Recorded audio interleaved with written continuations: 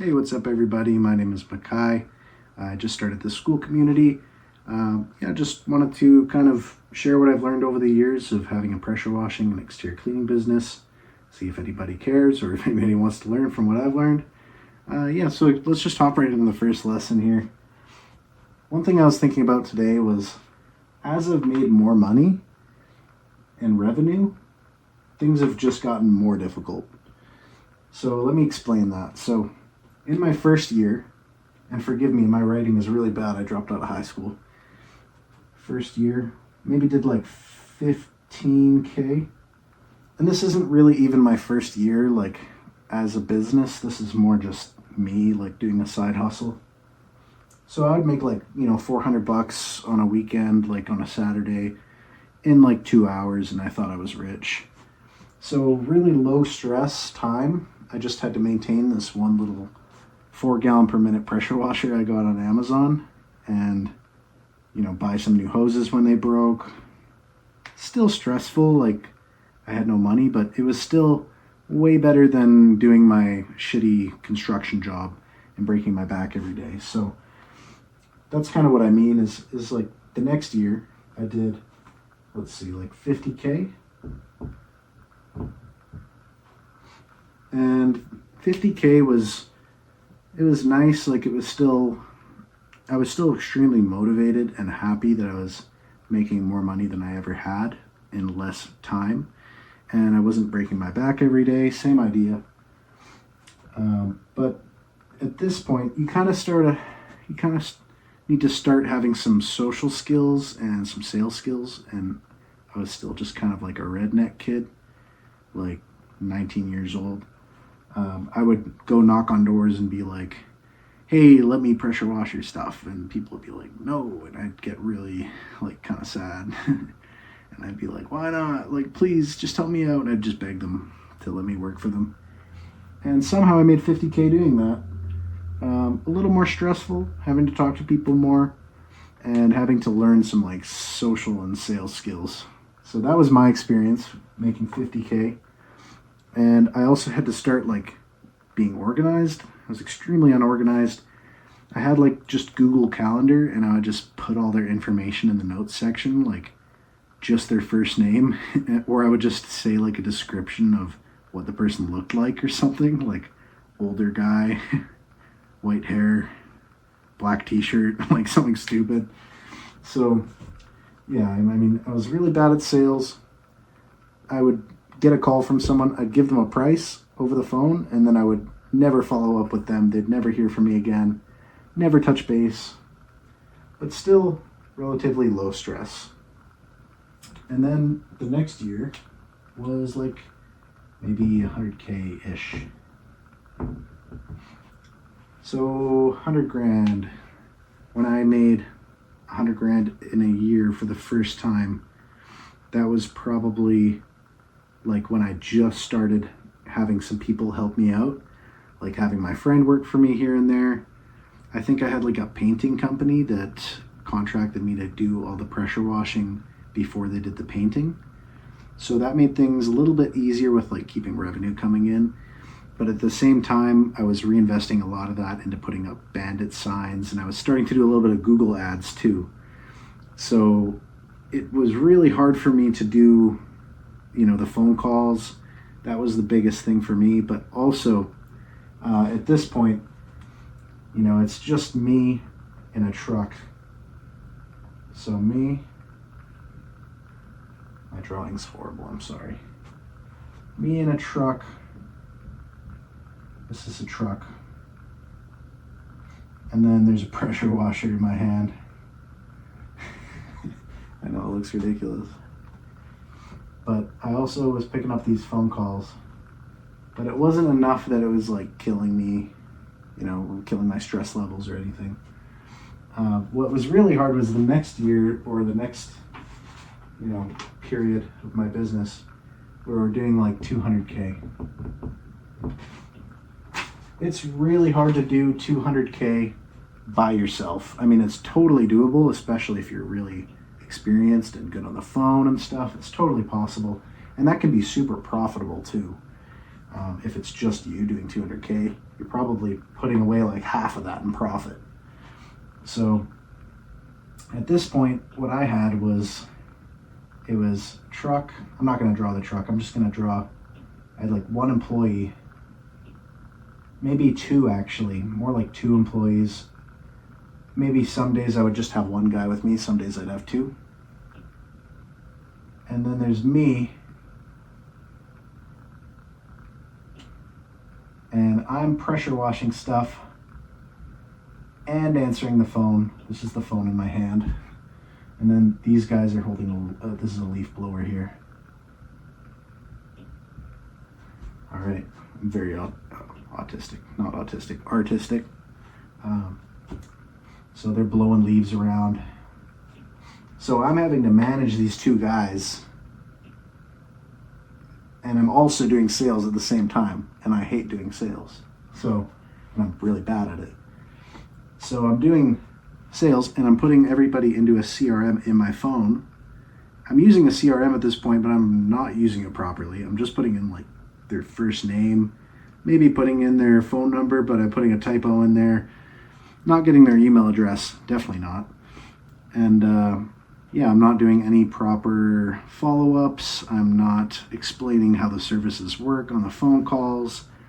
I am sending them over an estimate, but it's just very generic. It's like pressure washing service with the price beside it. So people were constantly, asking me for more detail, and I just wasn't giving it to them. I was like, on to the next person. I can't help you. I'm sorry. Or I'd say, do you want me to do it or not? Like, just tell me yes or no. So this was really hard because I was managing these two guys, and these two guys, it's nobody specific. I had multiple guys come and go over time. No pun intended. Anyways, one of the biggest things that I had an issue with was knowing what to expect from my employees. I just saw it as like, wow, these guys are doing, most of the work at this point. I get to kind of slack off a little bit and be on my phone doing sales, but I was still working my ass off, and it was a lot more stressful because I had to stay on top of them constantly to make sure that they're doing what they're supposed to do. So that was a nightmare, but we were making more revenue, and I thought that meant more money overall, but really, as this goes up, as the revenue increases, our profit margin was actually going down. Maybe the total net profit was staying about the same, but it cancels each other out. So anyways, the next year we're probably, let's see, yeah, this is like 350K. So now 350K is very similar to this year, except most of the time I'm now in the office. And when I say most of the time, I mean like maybe 60%. And the other 40%, I'm driving to the jobs to go fix something that they messed up. So I decided after this year, I was like, I need to get off the jobs. I need to be in the office, which was the right thing, but I still had the same employees who tried to do as little work as possible and who just wanted to turn their brains off at work and just be told what to do every second. So when I set them free to go do jobs on their own, that was a total disaster. I was sitting here in the office. Here's my little chair. I'm sitting here. I'm on the computer. And there's a desk. And I'm on the phone with them. And I'm like, how could you possibly mess this up?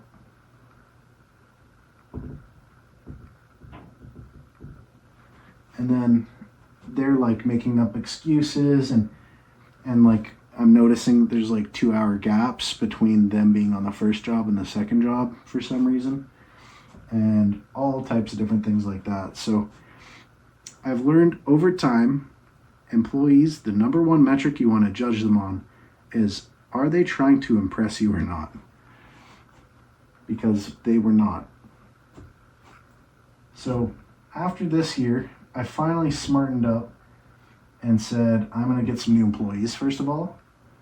And second of all, I'm not going to keep going back to these jobs. I'm not going to go back and forth between the job and being on the office or being at the office. I'm going to make sure that these guys, if they make a mistake, they are going to fix it. So this is the critical point where things started to turn around. I tried to make that work with these kind of guys, but it didn't work, so I fired them and I got new guys who actually immediately seemed like they respected me and actually wanted to impress me. I would come back to the yard one day and they'd say, "Look, I organized everything." I'm like, "Whoa, you did that without me asking you? That's insane." People like this actually exist, and yes, they do. So I started hiring more people like this, and once I had one person like that, I started comparing everyone else to that one person. See how this works? It's a cycle. So the next year, it's like $425.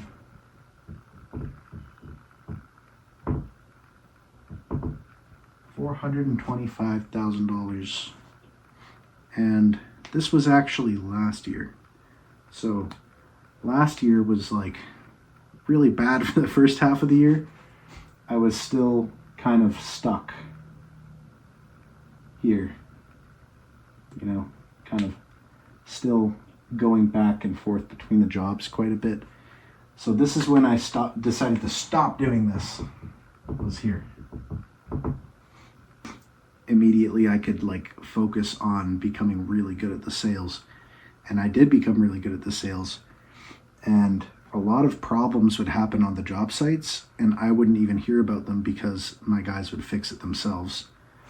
And I also decided to hire guys who had experience in the industry already. I hear a lot of people saying like things like, "Trust me, you should hire someone with no experience and train them from the ground up and they'll stick by your side forever and they will cost less than someone who's experienced and who's been doing it for years." I did not find that true at all. Anybody who was brand new, like who had never been up on a ladder before, they would be shaking up on that ladder and I would take months trying to train them and then they would leave. And so I found that my first two guys that had a lot of experience, they were like so grateful to have fair pay and to actually get, you know, overtime and like the most basic things that an employer should give you. They were like mind blown that they even got that. So there are a lot of guys out there who work extremely hard and they've just been unappreciated for a long time. So those are the guys I started hiring here. And now this year, we're definitely going to hit around 700K to maybe 800. Let's just say 700 for now. So now this year, what I did at the end of this year is I finally hired a salesperson and I taught them everything I know about sales in about a month. And it is crazy how you can think that you're really, really good at sales and then you hire someone who's actually a people person and they just surpass you like within a few weeks. And then you completely lose your ego because you think you're the best and you're just not. And as soon as I stopped doing sales, my time in the business was now essentially maybe 10% of what it used to be. I didn't have to be on the jobs at all. And all of my time was spent approving quotes. I'm saying this like it was a long time ago, but it was a couple months ago that this happened. So now at this point, I'm here and I sit here on my computer and I have Discord open with my operations manager and my sales manager.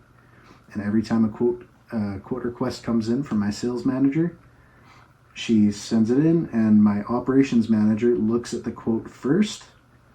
He either approves it or denies it, and then I double confirm. I say, yes, you did a good job confirming that quote, or no, you missed something. So now I'm training my operations manager to approve all of the quotes for my sales manager. And once that training has happened for a while, I can completely exit that process. And that can be done between the operations manager and the sales manager. And I can focus solely on the marketing. So that's where I'm planning to go, next year is maybe I want to be around 1 million. And that's where I can outsource even the marketing to an employee who's even better at marketing than I am. And then I can focus completely on strategy and systems. And that's where we get maybe 2 million.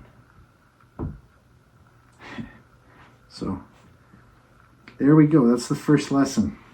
So look at this. Tell me if you're somewhere on here, or maybe you're extremely smart and you built systems and you immediately went to $2 million in the first year, but most likely that's not the case. So thank you very much for watching. There will be many more of these coming. And yeah, definitely leave some comments and let me know if you have any questions or ideas for the next one. Thanks very much. Hey, before you go, you got to join my school community. I'll be talking about so many more things like this. Check it out in the link below. I better see you there.